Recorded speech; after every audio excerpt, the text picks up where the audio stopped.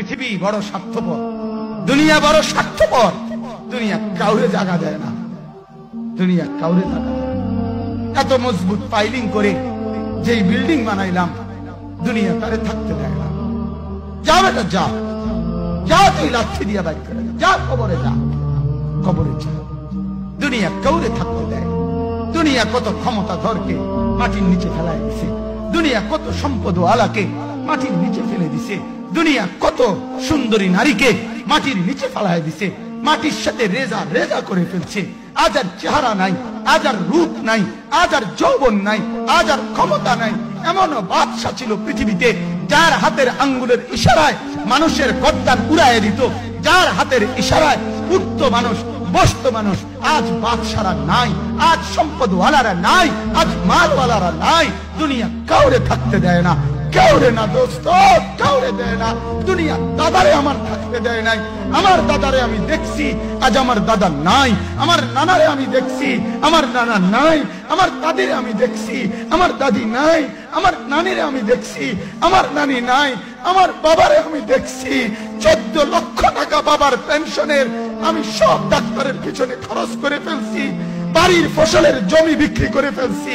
আমার বাপ যেন না মরে বারবার বারে হসপিটালে নিছি, কিন্তু দুনিয়া আমার বাপকে থাকতে দেয় নাই। আমার বাপ কবরে চলে গেছে। দুনিয়া কাউরে থাকতে দেয় না, কাউরে না, কাউরে না, কাউরে না, কাউরে না।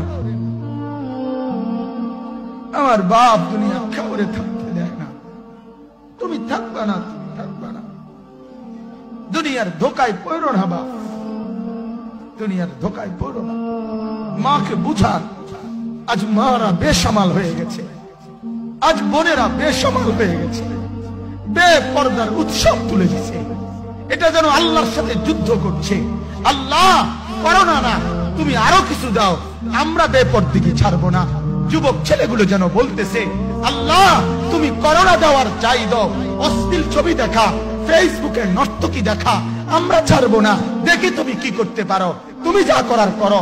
দোকানদার ব্যবসায়ীরা হারামের লেনদেন করা বন্ধ করছে না, সুদখোর সুদ ছাড়ছে না, ঘুষখোর ঘুষ ছাড়ছে না, নাফরমান আর জিনাকার ব্যভিচারী এরা কেউ কিছু ছাড়ছে না। বেহায়ার বেপর্দা নারী তার অশ্লীলতার বেহায়াপনা ছাড়ছে না।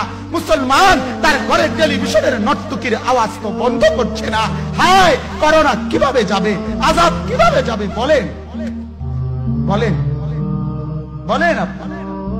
আমার বাপ ফেরাউনের উপরে তো আযাব এতদিন ছিল না, নমরুদের উপরে আযাব এতদিন ছিল না, সাদ্দাদের উপরে আযাব এতদিন ছিল না, কারুনের উপরে আযাব এতদিন ছিল না, লূত আলাইহিস সালামের কওমের উপরে আযাব এতদিন ছিল না, হুদ আলাইহিস সালামের কওমের উপরে আযাব এতদিন ছিল না, নূহ আলাইহিস সালামের কওমের উপরে এতদিন আযাব ছিল না।